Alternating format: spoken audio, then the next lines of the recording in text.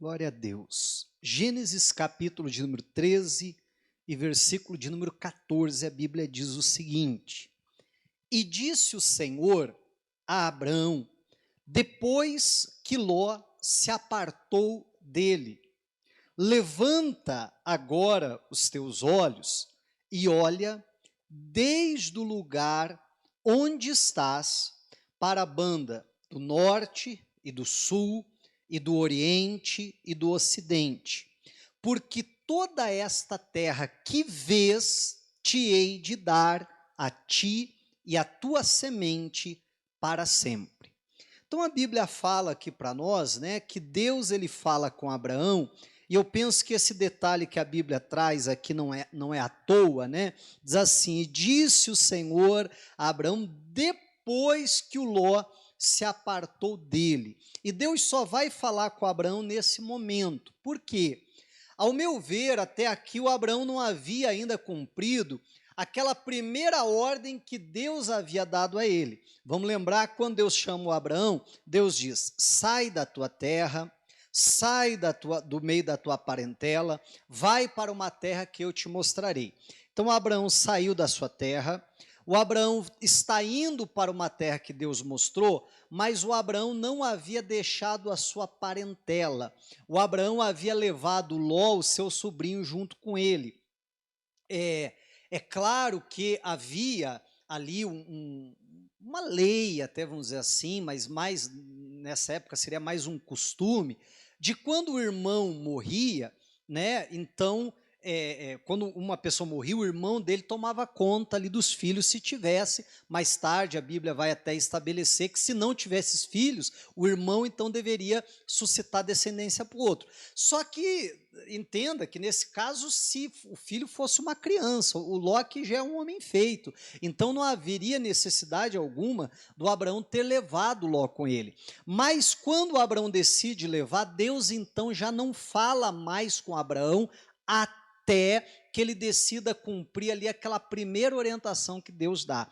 E às vezes nós fazemos a mesma coisa.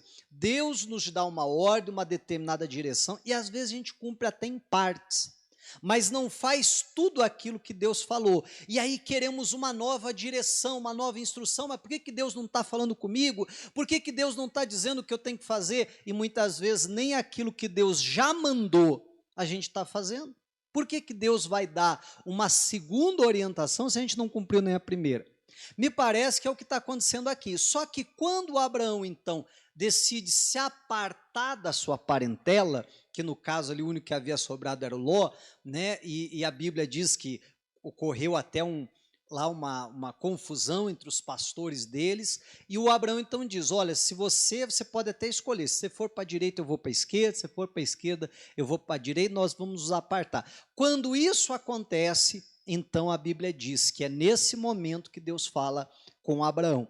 Isso não é o assunto central que nós vamos tratar hoje, mas isso precisa ficar para nós já como um grande ensinamento. Continuando, a Bíblia diz, o que é que Deus fala, né? Levanta agora os teus olhos e olha desde o lugar onde estás para a banda do norte, do sul, do oriente, do ocidente. Quer dizer, né, mais ou menos assim, olha para frente, olha para trás, olha para a direita, olha para a esquerda, olha para todas as direções. O Abraão fez. Deus diz: porque toda esta terra que vês, te hei de dar a ti e a tua semente para sempre. Eu penso que a Bíblia aqui está estabelecendo um princípio muito importante para nós, que é o seguinte: que Deus só pode nos dar aquilo que a gente consegue ver. Eu sempre gosto de dizer, se a visão do Abraão ela alcançasse um pouco mais, tivesse um alcance maior, então ele e a sua descendência herdariam mais. Se a visão do Abraão tivesse um alcance um pouco mais curto, ele não conseguisse enxergar tão longe assim, então era aquilo que ele iria receber. Porque Deus diz: a terra que você vê, essa eu vou dar para você e para a tua descendência para sempre. Não seria, obviamente, algo automático, mas Deus estaria entregando aquela terra para ele. E o grande problema é que às vezes a nossa visão ela é muito limitada. Pastor, estou até precisando ir no oculista mesmo para ver isso, mas eu não estou falando da visão natural. Mas a nossa visão das coisas de Deus, a nossa visão, aquilo que a gente poderia chamar de uma visão espiritual, às vezes a nossa visão ela é muito limitada. E por isso que nós não estamos conseguindo alcançar coisas grandes de Deus. Porque Deus vai nos dar aquilo que nós queremos enxergar. Porque toda esta terra que vês, te hei de dar a ti e a tua semente para sempre. E aquela que eu não estou vendo, aquela que você não está vendo, você não vai ter. Eu vou dar a você a terra que você vê. É interessante que em outras situações, em outras ocasiões, Deus demarcou, né, a terra dizendo, olha, é até aquele rio, é até aquele monte, né? Mas dessa vez não, Deus deixa a coisa aberta. Deus diz, até onde a tua visão alcança, é ali que eu posso te dar. E aí vem a pergunta para mim e para você, até onde a nossa visão alcança? E mais uma vez eu chamo a atenção, que eu não estou falando num sentido natural, mas sim num sentido espiritual. Até onde a nossa visão vai? Até onde a gente consegue enxergar, vou chamar assim, com os nossos olhos da fé? Quando a gente olha, por exemplo, para a nossa família, o que a gente consegue enxergar? Pastor, eu enxergo que o negócio está feio lá em casa, que não está fácil, meus filhos não querem saber de vir para a igreja, que o meu cônjuge está assim, está desse jeito. Então, quer dizer, como é que eu quero que Deus me dê algo diferente se eu não consigo enxergar isso? Eu olho para o meu casamento e digo, pastor, olha, se a gente terminar esse ano casado, já vai ser um milagre, pastor, porque eu não sei não. Se eu olho para o meu casamento e não consigo enxergar o meu casamento restaurado, o meu casamento abençoado, como que Deus vai me dar se eu não estou vendo? Se eu olho para os meus filhos e não consigo enxergar eles sendo alguém santo, alguém de Deus, alguém que vive na presença de Deus, um homem de Deus, uma mulher de Deus. Pastor, vou ser sincero, eu realmente não consigo enxergar. Eu olho para o meu familiar, não consigo enxergar ele na igreja, não consigo enxergar ele servindo a Deus, não consigo enxergar ele sendo um homem de Deus, uma mulher de Deus. E aí vem a pergunta, então, como é que Deus vai me dar? E aí às vezes eu venho até para a igreja, até oro, Deus abençoa, Deus faz isso. Mas você consegue pela fé enxergar isso? Não. Então Deus não pode me dar. Porque Deus vai me dar aquilo que a minha visão consegue alcançar. Porque a gente vai ver daqui a pouco que isso é a fé.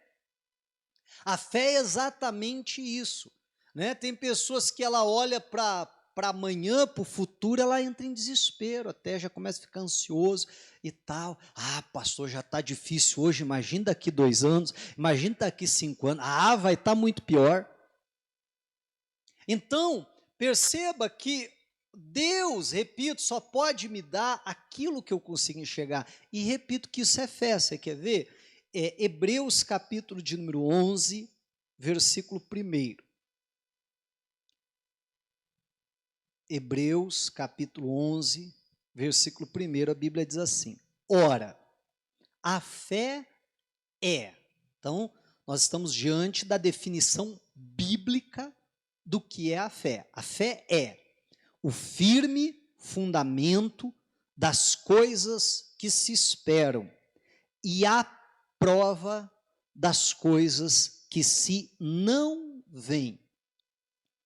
Então, o que é a fé? É aquela certeza, né? É aquele firme fundamento daquilo, tem algumas traduções que trazem dessa forma, é a certeza daquilo que eu espero. Aquilo que eu espero, eu tenho certeza que vai acontecer dessa forma. É a prova ou a convicção, tem outra tradução, daquilo que eu não consigo ver. É eu justamente enxergar aquilo que não é possível ver com os olhos naturais. Isso é fé. Fé é eu olhar, então, né, para um familiar que às vezes está no erro, está no pecado, não quer saber de Deus, e eu conseguir olhar para ele e enxergar aquilo que a Bíblia diz. enxergar aquilo que eu tenho a esperança que aconteça, que ele vai se converter, que ele vai ser salvo, que ele vai ser transformado pelo poder de Deus. Nós precisamos entender que todo ser humano, ele tem aquilo que é chamado da fé natural. O que é a fé natural? Você está andando de carro, vai passar por uma ponte, você não para o carro do lado e diz assim, deixa eu descer, deixa eu ver se essa ponte é segura, deixa eu ver se não vai cair quando eu passar. Não, você simplesmente passa por ali, confiando, tendo a fé que quem construiu aquela ponte sabia o que estava fazendo. Você passa ali com a fé que aquela ponte não vai cair, não é assim? Né? E perceba que a gente sequer nota essa fé natural. Você vai sair de casa, está lá a televisão às vezes ligada no noticiário, diz assim, olha, no final da tarde vai ter pancadas de chuva. Você diz, opa, deixa eu já passar a mão aqui no guarda-chuva para eu levar. Não é assim? Essa é a fé natural. Agora, a gente precisa ter aquela fé, que eu posso chamar de espiritual, que é aquela fé baseada na palavra. Eu estou vendo a chuva? Não, mas eu ouvi alguém falando e eu creio naquilo que alguém falou. Eu acredito naquilo ali. Agora, a fé o que é? Eu ler a palavra de Deus, Deus está falando isso e eu creio naquilo que Deus falou. E porque eu creio naquilo que Deus falou, né, eu já vou criando aquela imagem, então. E eu acredito naquilo, não no que os meus olhos estão me apresentando, mas naquela imagem que a fé criou para mim. Quando eu estou ouvindo a palavra de Deus, e a Bíblia diz que a fé ela vem pelo ouvir, eu estou ouvindo a palavra de Deus, então começa a surgir aquela imagem. Vamos supor que eu começo a ler o que a Bíblia fala sobre a minha família. Eu começo a mentalizar, a criar uma imagem da minha família na presença de Deus, servindo a Deus, sendo uma bênção. Então, meus olhos não estão vendo, mas os olhos da fé estão vendo. E aí eu decido dar mais crédito para aquilo que a palavra de Deus diz do que para aquilo que os meus olhos veem.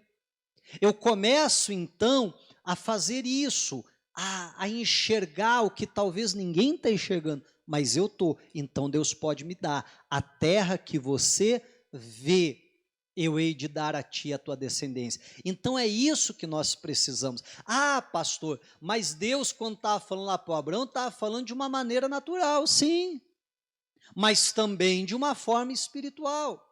Mas você quer ver um outro exemplo que é apenas e tão somente num sentido espiritual? Está aqui em Hebreus 11 ainda. É só você ir um pouquinho à frente, lá para o versículo 24. Olha o que a Bíblia diz aqui, ó. Hebreus 11, 24. Pela fé, Moisés, sendo já grande, recusou ser chamado filho da filha de Faraó, escolhendo antes ser maltratado com o povo de Deus, do que por um pouco de tempo ter o gozo do pecado, tendo por maiores riquezas o vitupério de Cristo do que os tesouros do Egito. Olha o que a Bíblia diz aqui, porque tinha em vista a recompensa. A recompensa que Cristo tem para nós é visível? Não, as riquezas do Egito eram. As riquezas que Jesus tem para nós e que tinha para Moisés, e a Bíblia está falando isso, que Moisés viveu antes de Jesus vir, obviamente que não eram visíveis. Mas aí a Bíblia ainda diz mais. Pela fé, deixou o Egito, não temendo a ira do rei, porque ficou firme, como vendo o invisível. Olha só, no versículo anterior, a Bíblia diz que ele preferiu sofrer com o povo de Deus do que por um breve momento ter o gozo do pecado. Porque ele julgou que as riquezas de Cristo eram maiores, eram muito melhores do que as riquezas do Egito. Entendo que a gente está falando do Egito, era a maior potência da época. Amém? E a Bíblia está dizendo que ele preferiu então isso. E a Bíblia explica por quê. Porque ele tinha em vista a recompensa. Ele estava de olho na recompensa. Logo no versículo seguinte, vai falar, porque ele ficou firme como vendo o invisível. Por quê? Porque a recompensa que no versículo anterior está falando não era visível pelos olhos naturais. Ninguém conseguia enxergar, mas Moisés conseguia. Por isso que a Bíblia está dizendo que ele ficou firme como vendo o invisível. Aquilo que ninguém podia ver, mas ele podia ver. E por que Deus pôde dar para ele e não pôde dar para os outros? Porque os outros não viam. Mas ele via o impossível. Ele conseguia enxergar. Então perceba que é muito claro, não só pelo texto de Gênesis, mas até aqui por Hebreus, que Deus só pode nos dar aquilo que a gente consegue enxergar. E a gente precisa, como a Bíblia está dizendo aqui de Moisés, e Moisés fez isso como? A Bíblia diz, pela fé. Foi pela fé que ele conseguiu enxergar o invisível e por isso ficou firme. Eu vou cumprir o meu chamado, eu vou fazer aquilo que Deus me chamou para fazer, eu vou sofrer com o povo de Deus, porque eu estou vendo o que isso vai me trazer, a recompensa que isso me trará. Então é o que eu e você precisamos fazer. A gente, quando ouve a palavra de Deus, e a Bíblia vai dizendo que um exemplo, que pelas feridas de Jesus eu fui curado, eu posso estar até doente, posso estar até enfermo, mas aí eu começo a mentalizar, eu começo com os olhos da fé me enxergar saudável, curado, porque é isso que a Bíblia diz. E aí, porque eu estou enxergando dessa maneira, eu começo a confessar assim, eu estou curado, eu estou sarado pelas feridas de Jesus, eu fui sarado. Então aquilo pode se tornar realidade na minha vida. Repito, pode ser que não seja no estalar de dedos, pode ser que não seja de uma hora para outra, como com Moisés não foi.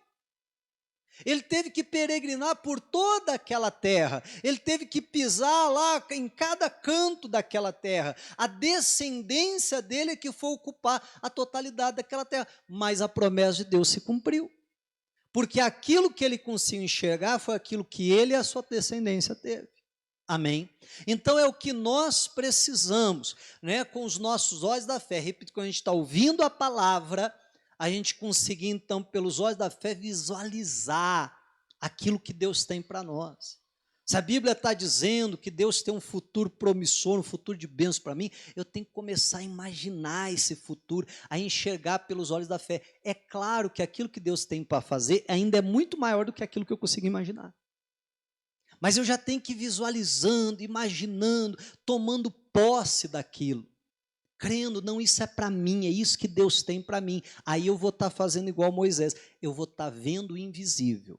E quando eu consigo ver o invisível, então Deus ele pode fazer aquilo se tornar realidade na minha vida. Amém? Que a gente possa guardar isso no nosso coração, que nós só vamos ter aquilo que os nossos olhos conseguem enxergar. Eu não estou, repito mais uma vez, não estou falando dos olhos naturais, mas dos olhos espirituais. Então, toda vez que a gente lê a palavra de Deus, a gente começa a visualizar coisas. Não, é isso que Deus tem para mim, é isso que eu vou viver, e eu começar desde aquela hora a tomar posse dessa bênção. Amém? Diga a glória a Deus, aleluias.